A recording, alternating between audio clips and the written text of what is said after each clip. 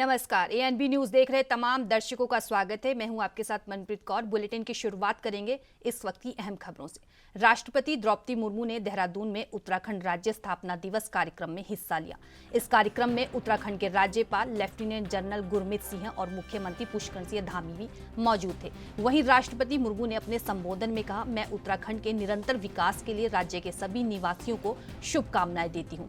राज्य के विकास को राज्यपाल महोदय के मार्गदर्शन और मुख्यमंत्री के सक्रिय नेतृत्व से दिशा और शक्ति प्राप्त हो रही है। इसके लिए मैं आप दोनों की ओर से राज्य सरकार की पूरी टीम को बधाई देती हूँ। मेरा विश्वास है कि देवी देवताओं के आशीर्वाद से यहाँ के निवासी सुख, समृद्धि और विकास की नई ऊंचाई तक जरूर पहुंचेंगे।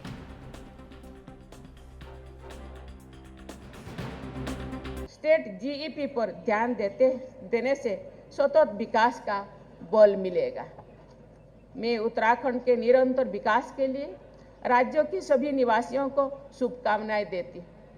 राज्यों के विकास को राज्यपाल महोदय के मार्गदर्शन और आदरणीय मुख्यमंत्री जी के सक्रिय नेतृत्व से दिशा और शक्ति प्राप्त हो रही है।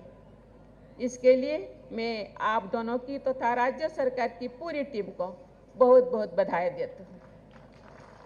मेरा विश्वास है कि देवी देवताओं के विशेष आशीर्वाद से समृद्ध इस पावन भूमि के निवासीगण सुख, समृद्धि और विकास की नई ऊंचाई तक अवश्य पहुंचेंगे।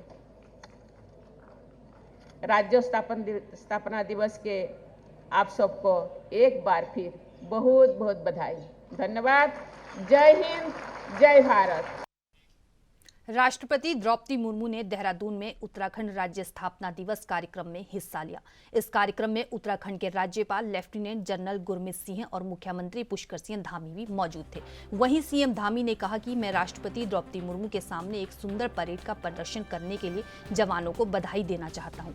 मैं आज की मुख्य अतिथि और भारत की राष्ट्रपति द्रौपदी मुर्मू का हृदय की गहराइयों से स्वागत और अभिनंदन करता हूँ।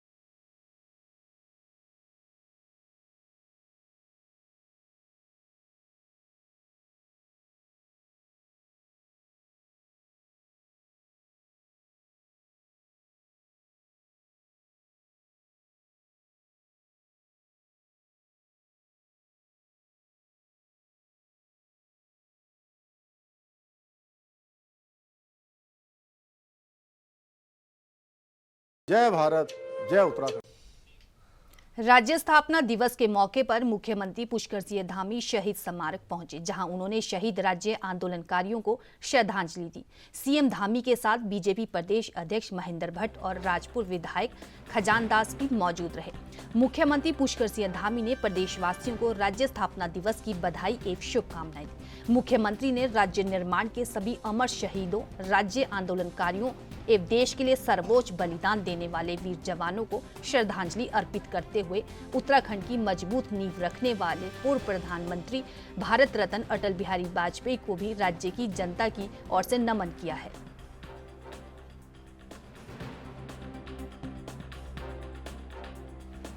स्थापना दिवस के अवसर पर मैं सभी उत्तराखंड के शहीदों को, सभी आंदोलनकारियों को, सभी को मैं नमन करता हूं और आज के दिन श्रद्धेय अटल बिहारी वाजपेयी जी का भी मैं स्मरण करता हूं, जिनके कारण से, जिनके प्रधानमंत्रित्व कार्यकाल में उत्तराखंड राज्य की स्थापना हुई थी। और हम ये संकल्प लेते हैं कि उत्तराखंड के हमारे शहीद, उत्तराखंड के हमारे आंदोलनकारी, उनके सपनों के अनुरूप उत्तराखंड राज्य के निर्माण में अपना योगदान देंगे, उसको आगे बढ़ाएंगे। धन्यवाद। स्वतंत्र राज्य का 43वां स्थापना दिवस सबके सौभाग्य की बात है। देश की राष्ट्रपति द्रौपदी मुर्मू हमारे मध्य हैं और इन आंदोलन कार्यों की कुर्बानी से राज्य प्राप्त हुआ है। आज हम सब लोग उनका स्मरण भी कर रहे हैं, स्वतंत्र कर रहे हैं। सपने राज्य के निर्माण के समय देखे गए थे, उन सपनों को साकार करने के लिए सरकार प्रतिबद्ध है और मैं आज अपने ओर से सभी आंदोलनकारियों की सफलता समर्पित करता हूँ। विश्वास के साथ कभी बहुत आगे बढ़ना है, बहुत विकास करना है और जो क्षेत्र छूट गए जैसे कहता राज्य निर्माण होता उन क्षेत्रों में सब विषयों पर आगे बढ़ने महसूस। अतिथि देवों की पहचान रखने वाली देवभूमि उत्तराखंड में केदारनाथ धाम पिछले कुछ सालों में राजनीतिक मुद्दा बन गया है। केदारनाथ धाम एक तरफ राजनीति का मंच बना है तो दूसरी तरफ पिछले कुछ मौके पर यह कुछ लोगों के विरोध का केंद्र भी बना है, जिससे सवाल खड़े हो रहे हैं कि क्या हम किसी के आस्था को बर्दाश्त नहीं कर सकते हैं।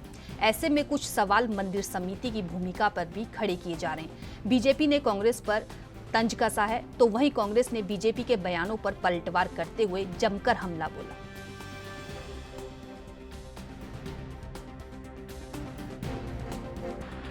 कि इन सब चीज़ों का उल्लेख हमारे व्यवहार में रहा है। अब जब हमारा विरोध हुआ था तो वहाँ के वो पंडित पुरोहित थे, कुछ लोग थे, सबके लिए मैं नहीं कहूँगा, कुछ लोग थे। अब मेरे ख्याल से आपका आशय राहुल गांधी जी से लेकर के है, तो राहुल गांधी जी के साथ क्या पंडा पुरोहितों ने विरोध किया या कुछ अन्य लोग थे वहाँ पर, कुछ उनके विरोधी लोग वहाँ पहुँच गए, किसने किया ये तो एक जांच का विषय है कि किसने विरोध किया। लेकिन सैद्धांतिक रूप से मैं ये कहना चाहूँगा कि जितने भी हमारे धार्मिक स्थल हैं, धार्मिक स्थलों पर इस तरह का वातावरण नहीं बनना चाहिए। चाहे कोई भी जाए तो ऐसा वातावरण नहीं बनना चाहिए, क्योंकि आस्था जिनकी भी है वो वहाँ पर जा सकते हैं और आस्था से ही लोग वहाँ पर जाते हैं। तो मैं समझता हूँ कि उनकी गरिमा बनाए रखना, उनकी पवित्रता बनाए रखना, ये हम सब का दायित्व है। देखिए, प्रदेश में प्रचंड बहुमत वाली भारतीय जनता पार्टी की सरकार है और बद्रीनाथ, केदारनाथ और चारों धामों के जो व्यवस्था है वो बीकेटीसी संभालती है। बीकेटीसी ही लगातार वहां पर जो है व्यवस्थाओं को नहीं संभाल पा रही है और जब वहां पर भाजपा के अलावा अन्य कोई नेता जाता है तो वहां पर अराजकता का माहौल बनाने का काम आप कर रहे हैं। अराजक तत्वों को प्रमोट करने का काम शायद बीकेटीसी कर रही है, बीकेटीसी के अध्यक्ष कर रहे हैं। वीडियो जो है अराजक तत्वों को भेजे जा रहे हैं, नारेबाजी के लिए और अराजकता के लिए उकसाया जा रहा है। ये आखिर हो क्या रहा है? ये सनातन परंपरा में, हिंदुत्व की परंपरा में, उत्तराखंड के जो है सामाजिक सौहार्द की परंपरा में ऐसा कभी नहीं रहा। बीकेटीसी जो है वहां पर धार्मिक कार्यों को, पर्यटन को, तीर्थाटन को जो है प्रमोट करने के लिए, न कि अराजकता को प्रमोट करने के लिए। लेकिन अब वहां पर अराजकता को प्रमोट किया जा रहा है, जिससे जो है कोटि कोटि सनातन और हिंदुत्व प्रेमियों के हृदय को चोट पहुंची है, उनकी भावनाओं को आघात लगा है। इस पर भाजपा क्या कहेगी, क्योंकि वो तो लगातार अराजकता को ही प्रमोट करने की पक्षधर रही है। पहली बात तो बहुत स्पष्ट कर देता हूं कि मोदी जनता के जनमानस से जुड़े हुए व्यक्ति हैं, हृदय में वास करते हैं और केदारनाथ का भव्य स्वरूप जो भी व्यक्ति देखता है उसे मोदी जी याद आते हैं। मोदी जी के जयकारे के नारे दिल से निकलने वाले नारे। फिर भी कांग्रेस को ये लगता है तो कांग्रेस उसमें वीडियो है, चेहरे हैं, तो कांग्रेस को मुकदमा दायर करना चाहिए। मोदी के नाम से इतनी घबराहट किस बात की है? मोदी जिंदाबाद के नारे लगाने वालों को कांग्रेस से इतना, कांग्रेस उनसे इतनी डरी भी क्यों है? अच्छा हो कि दिल से निकली हुई बात का संज्ञान ले कांग्रेस के लोग और समझें कि उत्तराखंड में मोदी जी के प्रति लोगों के अंदर कितना स्नेह है। तो राहुल के अगर केदारनाथ आने पर मोदी मोदी के नारे क्यों लगाते हैं? फिर राहुल से इतना डर क्यों? राहुल से जो लोग नारे लगाने वाले हैं वो देश भर के आए हुए तीर्थ यात्री हैं और उन्होंने यहाँ तक, मैं जो वीडियो देख रहा हूँ, यहाँ तक कहा है कि राहुल जी जय बाबा केदार बोलिए। अब पता नहीं दिल के अंदर बोला, मुंह के बाहर तो बोला नहीं। मुंह के बाहर बोलते तो उसकी रिकॉर्डिंग आती। लेकिन मैं फिर भी कह रहा हूँ कि बहुत बड़ी बात है कि सनातन ने, आज मोदी जी ने जितने भी दलों के लोग हैं उनको सनातन के द्वार पर पहुंचाना प्रारंभ कर दिया है और जो हम चाहते थे होने लग गया है। आज मंदिर मंदिर जाने के लिए विरोध, वो दल जो कभी ये कहते राम पैदा ही नहीं में काल्पनिक है, जो कहते थे कि धार्मिक स्थलों का जीर्णोद्धार ये उनके कार्यकाल में कभी संभव नहीं था, आदर बढ़ाया तो इसके कारण एक शक्ति बढ़ी है। और भारत की जो सनातनी संस्कृति है उसके बल का ही प्रभाव है कि आज राहुल गांधी जी भी माथे पर चंदन लगाकर और सनातनी शुभचिंतक के रूप में दिखाई दे रहे हैं। क्या आपको लगता है कि खबरों का सिलसिला लगातार जारी रहेगा। रुकते हैं छोटे से ब्रेक के लिए, फौरन लौटेंगे।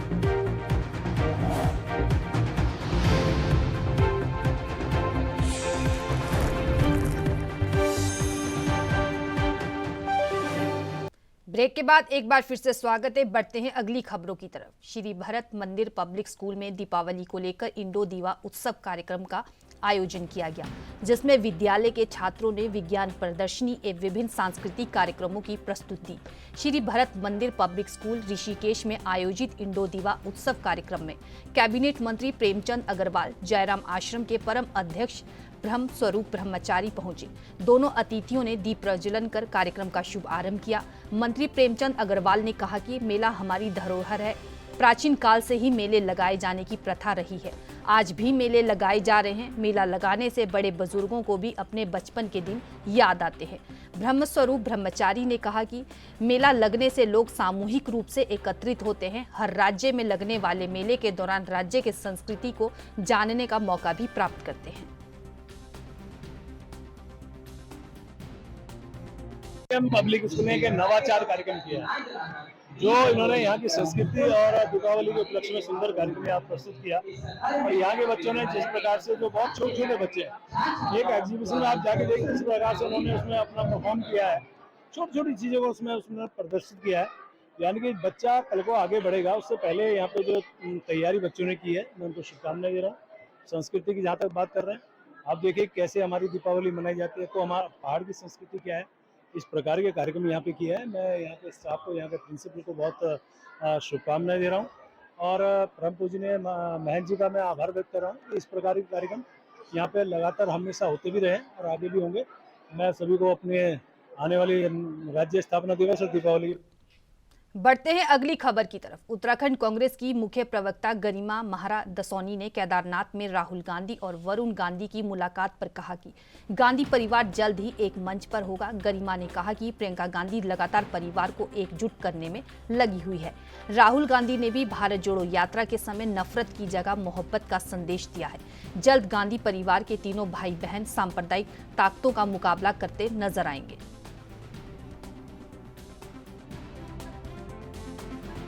विगत दिवस केदारनाथ धाम में बहुत ही सौहार्दपूर्ण वातावरण में राहुल जी और वरुण गांधी जी की मुलाकात हुई। भाजपाइयों के पेट में दर्द उठना स्वाभाविक है, बहुत परेशानी उनको हो रही है, स्वाभाविक भी है। लेकिन यहाँ पर एक बात तो तय है कि दोनों भाइयों की मुलाकात कोई संयोग या प्रयोग नहीं थी। काफी दिनों से प्रियंका गांधी इस बात पर लगी हुई हैं कि पूरा परिवार एकजुट हो जाए। और राहुल गांधी जी ने भी जो कन्याकुमारी से जम्मू कश्मीर तक की यात्रा निकाली, उसका संदेश, उसका पैगाम यही था कि नफरत के बाजार में मोहब्बत की दुकान खोलनी है। और वो मोहब्बत की दुकान अब गांधी परिवार के घर से खुलेगी। जो खाई है वो पाटी जाएगी और कुछ ही दिनों में आपको तीनों भाई बहन एक मुट्ठी होकर फिरका परस्त ताकतों से, समाज को बांटने वालों से, सौहार्द बिगाड़ने वालों से और नफरत फैलाने वालों से मुकाबला करते हुए नजर आएंगे। और वो शुभ दिन होगा पूरे देश के लिए, क्योंकि वाकई देश आज बहुत चुनौतीपूर्ण समय से गुजर रहा है। और उत्तर प्रदेश में जिस तरह से राजनीति करवट ले रही है, ऐसे में वरुण गांधी कांग्रेस का ब्रह्मास्त्र साबित हो सकते हैं। तो शुभकामनाएं हैं और बहुत ही उत्साहित हूं वरुण गांधी जी को और मेनका गांधी जी को कांग्रेस में देखने के लिए। बाकी तो सब भविष्य के गर्भ में है। देहरादून में होने वाले इन्वेस्टर समिट को लेकर राजधानी देहरादून में बड़ी तेजी से काम करवाए जा रहे हैं। जहां एक और निर्माण कार्य लगातार चल रहा है, वहीं दूसरी ओर राजधानी देहरादून की साज सजा को लेकर निर्माण कार्य और रंग रोगन के कार्य भी चल रहे हैं। सचिव बंशीधर तिवारी ने बताया कि जो कार्य स्मार्ट सिटी में होता है वह कार्य किए जा रहे हैं। उसके अलावा बाकी जो निर्माण कार्य और रंग रोगन और चित्रकारी के कार्य हैं वह एमडीए द्वारा करवाए जा रहे हैं, जिसको लेकर पूरी तैयारियां हो चुकी हैं। उन्होंने कहा कि उनके द्वारा सभी को 15 से 20 दिन का लक्ष्य दिया गया है। इन्वेस्टर समिट से पहले सभी कार्य धरातल पर पूर्ण हो जाएंगे।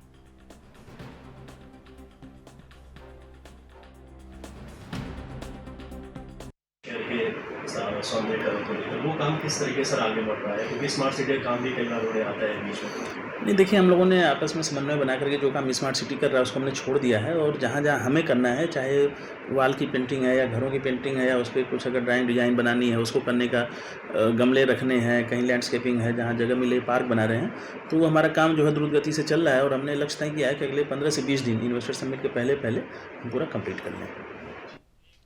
बढ़ते हैं अगली खबर की तरफ। उत्तराखंड पावर कॉर्पोरेशन लिमिटेड प्रदेश के विद्युतीय उपभोक्ताओं को बेहतर सुविधा मुहैया कराने के लिए लगातार सकारात्मक पहल कर रहा है। ऊर्जा विभाग के सकारात्मक पहल का नतीजा यह रहा कि वर्तमान वित्तीय वर्ष में पावर कॉर्पोरेशन लिमिटेड को 74 करोड़ रुपए का लाभांश भी अब तक हुआ है, जबकि आमतौर पर विभाग हमेशा घाटे में रहता था। निगम के एमडी अनिल यादव ने बताया कि पिछले साल यह लाभांश 3 लाख रुपए का था। उन्होंने कहा कि ऊर्जा निगम की कोशिश है कि उपभोक्ताओं को बेहतर से बेहतर सुविधा मुहैया कराई जाए। उन्होंने प्रदेश में केंद्रीय सहायता को लेकर मुख्यमंत्री पुष्कर सिंह धामी के प्रयासों की सराहना की और कहा कि मुख्यमंत्री धामी ने केंद्र सरकार से ऊर्जा के क्षेत्र में बेहतर सहयोग प्राप्त किया है। इन दिनों दीपावली के त्योहार को देखते हुए ऊर्जा विभाग ने उपभोक्ताओं को हर संभव बेहतर सुविधा देने की तैयारी की है। आपको बता दें कि दीपावली प्रदेश में 32 से 34 मिलियन यूनिट बिजली की खपत का अनुमान लगाया गया है, जबकि इसके सापेक्ष प्रदेश में 33 से 35 मिलियन यूनिट की उपलब्धता सुनिश्चित की गई है।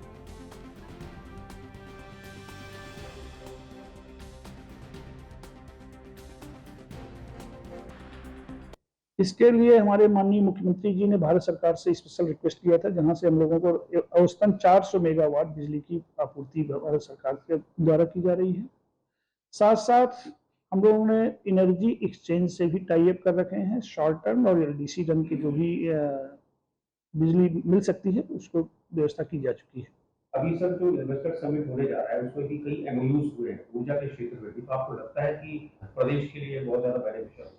निश्चित रूप से भारत सरकार और प्रदेश सरकार के एफर्ट से जो भी एमओयूज हो रहे हैं, इससे प्रदेश के विकास तो होगा ही, ऊर्जा सेक्टर का विकास होगा। आपको जानकर बहुत खुशी होगी कि वर्षवार, जो फाइनेंशियल वर्षवार कहा जाता है, ईयर ऑन ईयर, इस बार पावर सेक्टर में प्रॉफिटेबिलिटी आई है 74 करोड़ की। यानी यूपीसीएल इस साल के जो बैलेंस शीट है, ऑडिटेड बैलेंस शीट, उसके अनुसार 74 करोड़ रुपए के फायदे में रहा है।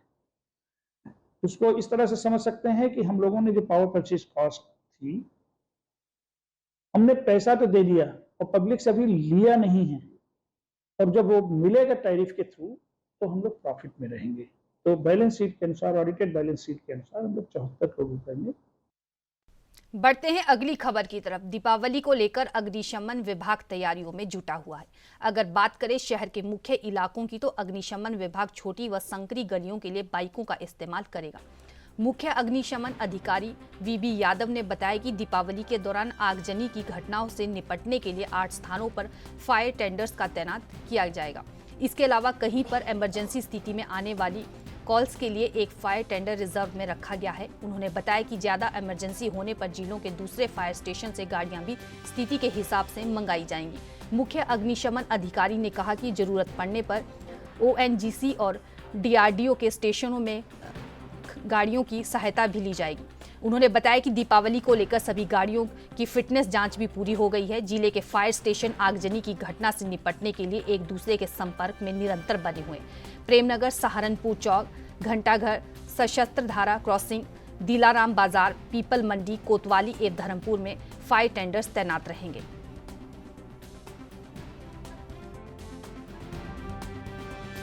जोन वाइज तो नहीं हमने जो है, लेकिन ड्यूटी लगा रखी है। लगभग जो है 8 से 10 जगह हमारी ड्यूटियां रहेंगी और रिजर्व भी रहेगी स्टेशन पर। ये जो औपचारिकताएं होती हैं हमने पूरी कर ली हैं। हाइडेंट चेकिंग हो गई है और स्थान भी चिन्हित हो गए हैं कि कहाँ से अगर कहाँ दुर्घटना होती है तो पानी हमको कहाँ से लेना है।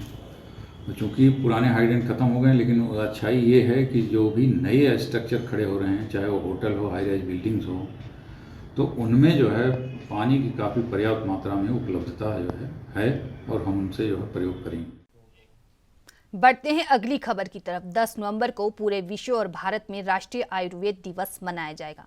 इस दिवस को धन्वंतरि दिवस के रूप में मनाया जाता है। इसी क्रम में आयुर्वेद, आयुष, आयुष शिक्षा, आयुष राष्ट्र, आयुष मिशन के अंतर्गत 10 नवंबर को राष्ट्रीय आयुर्वेद दिवस को पूर्णागिरी तहसील सभागार में दीपक रजवार विधायक प्रतिनिधि की अध्यक्षता में मनाया जाएगा।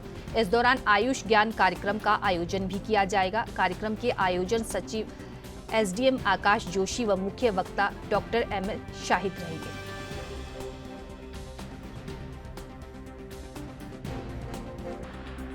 कल राष्ट्रीय आयुर्वेद दिवस पर, जिसको इस बार पूरे विश्व में 100 देश मना रहे हैं, तो राष्ट्रीय आयुर्वेद दिवस हम मना रहे हैं। इसको धन्वंतरि दिवस कहते हैं।